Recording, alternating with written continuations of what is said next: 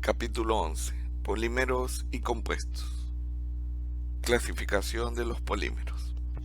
Como comentamos, los polímeros pueden ser clasificados de distintas maneras y empezaremos la clasificación según su estructura molecular. En esta ocasión vamos a ver primero la estructura lineal, que es la más simple de todas, ¿no? Como se ve en la figura, tenemos que las macromoléculas suelen estar conformadas por varios monómeros. Cada monómero estará representado por cada una de estas bolitas que están acá. Estos monómeros están unidos entre sí por enlaces covalentes.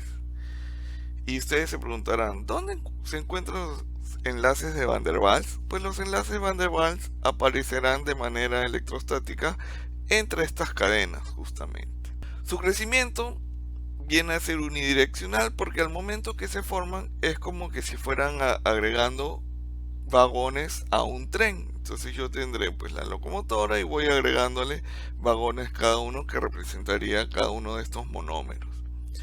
Como se observa, son flexibles. ¿Por qué? Porque en realidad el hecho de que sean lineales permite que haya un deslizamiento fácil entre cada una de estas cadenas, permitiendo justamente que sean fácilmente deformar plásticamente, no poniendo mucha resistencia. Entonces suele comentarse que estos polímeros justamente son los más dúctiles, cosa que no sucede cuando tengo la estructura ramificada. Cuando tengo una estructura ramificada, como se observa, tengo ramas que salen a partir de justamente estos troncos.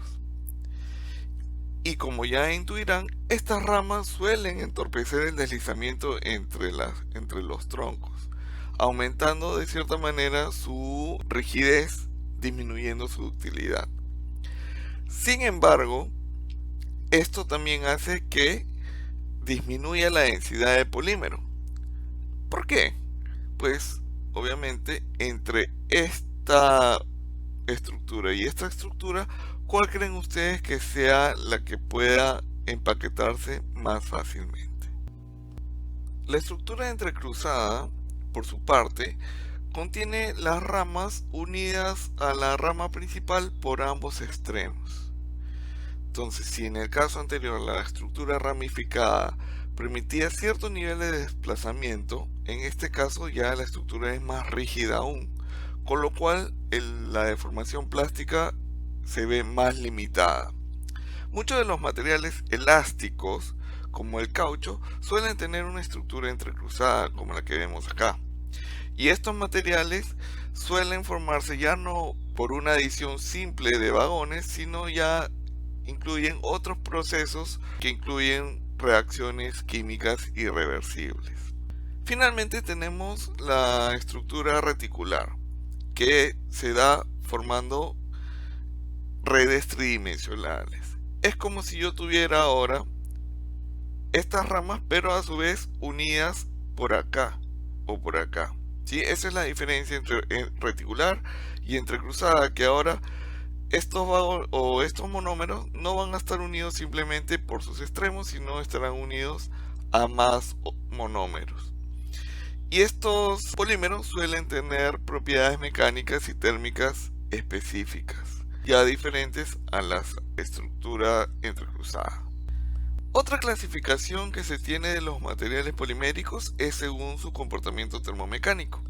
¿Qué quiere decir esto? ¿Cómo es que responden o cómo es que varía su resistencia en función a la temperatura?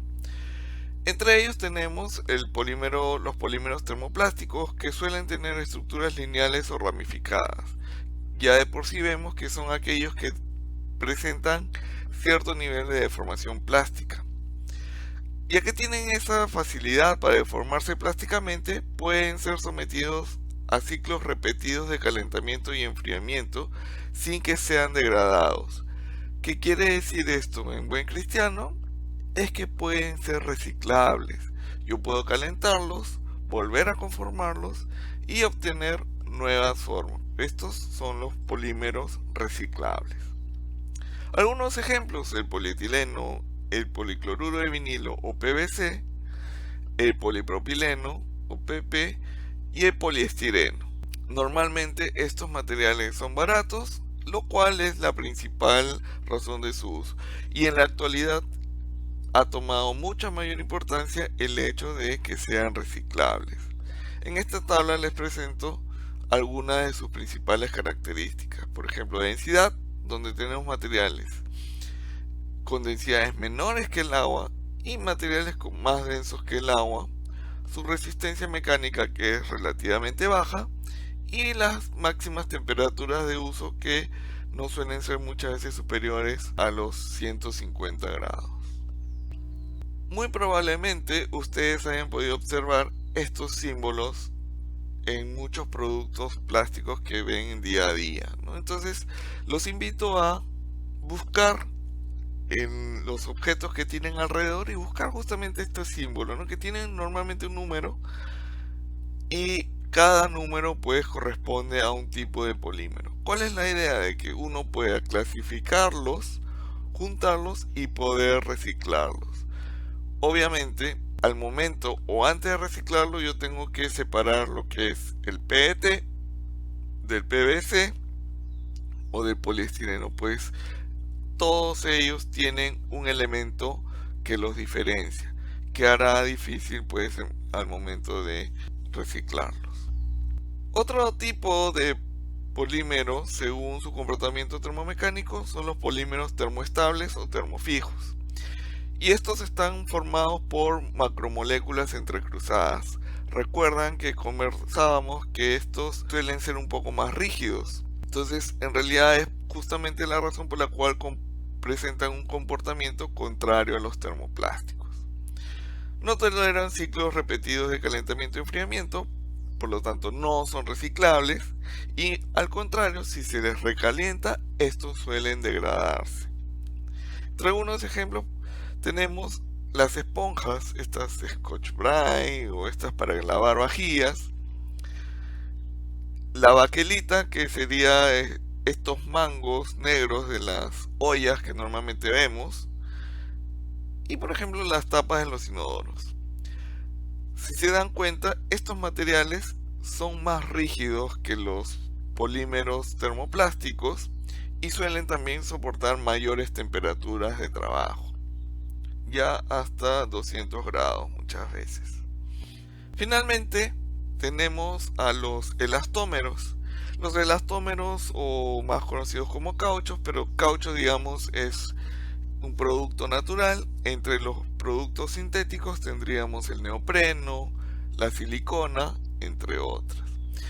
Y lo que caracteriza a estos materiales pues es que están formados por cadenas entrecruzadas y presentan grandes valores de alargamiento, que son fácilmente recuperables una vez desaparecida o retirada la carga. Estas cadenas se encuentran enrolladas, como se observa acá, y conforme yo voy aplicando la carga, suelo desenrollarlas, para que luego, retirada la carga, vuelvan a enrollarse. Y justamente es este entrecruzamiento el que me permite que vuelvan a retomar su forma.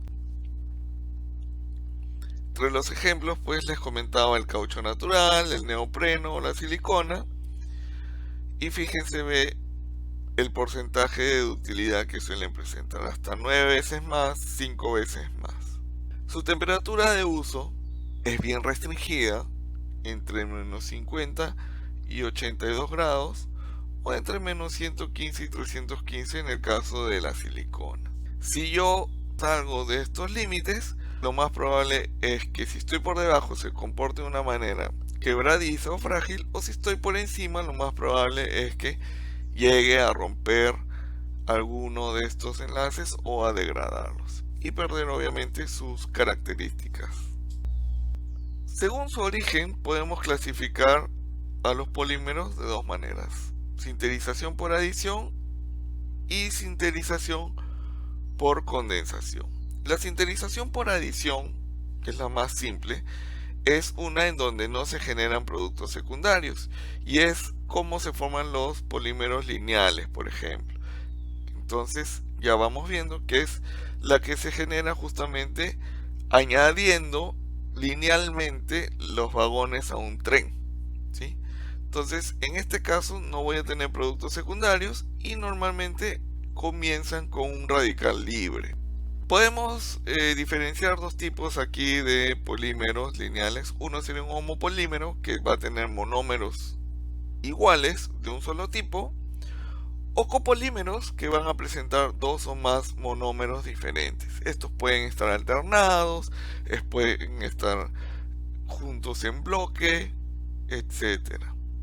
Aquí un ejemplo de cómo vendría a ser esta polimerización por adición. Yo tengo el monómero de etileno por este lado, que está compuesto por dos átomos de carbono y átomos de hidrógeno alrededor, y simplemente abro uno de estos dos enlaces y voy a permitir que se unan más monómeros a los extremos. Esto es una representación, pero en realidad estos enlaces covalentes suelen tener un ángulo, por lo tanto se suelen formar en zigzag. Otros monómeros conocidos son los que presento acá a continuación. Por ejemplo, el policloruro de vinilo o PVC tiene un monómero en donde uno de los átomos de hidrógeno ha sido reemplazado con un átomo de cloro. El politetrafluoruro de etileno cambio todos los átomos de hidrógeno por átomos de flúor, y esto es más conocido como teflón. Exacto, ese teflón que ustedes tienen en sus sartenes para que no se adhiera a la comida, tiene esta estructura. El polipropileno, donde voy a cambiar un átomo de hidrógeno por una molécula de carbono con 3 hidrógenos, o el poliestireno, en donde cambiaré el átomo de hidrógeno por justamente esta estructura aromática. Otro ejemplo de polímero lineal es el ABS, que en este caso es un copolímero, que es el acrilonitrilo butadieno estireno. Esta figura que está acá no está por las puras. El ABS es el polímero del cual justamente están fabricadas las piezas de Lego y suele ser muy usado para la fabricación de juguetes, por ejemplo, porque es un polímero muy resistente al impacto, o sea, es anti-niño prácticamente. Aplicaciones para piezas de automóviles, juguetes y también para impresión 3D, en donde se le está dando mayor impulso. El otro tipo de polimerización, además del de adición, es el de condensación, en donde aquí ahora voy a tener una formación de un producto secundario, que puede ser agua o alguna otra molécula como ácido clorhídrico o metanol.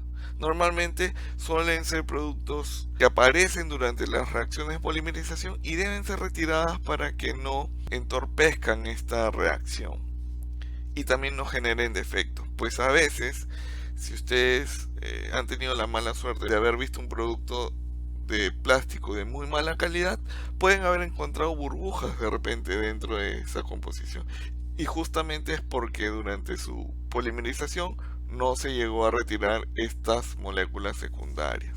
La polimerización por condensación suele producir polímeros lineales, materiales duros, rígidos o de estructura entrecruzada. Entonces, la formación de polímeros lineales no está restringida a la polimerización por adición, por si acaso.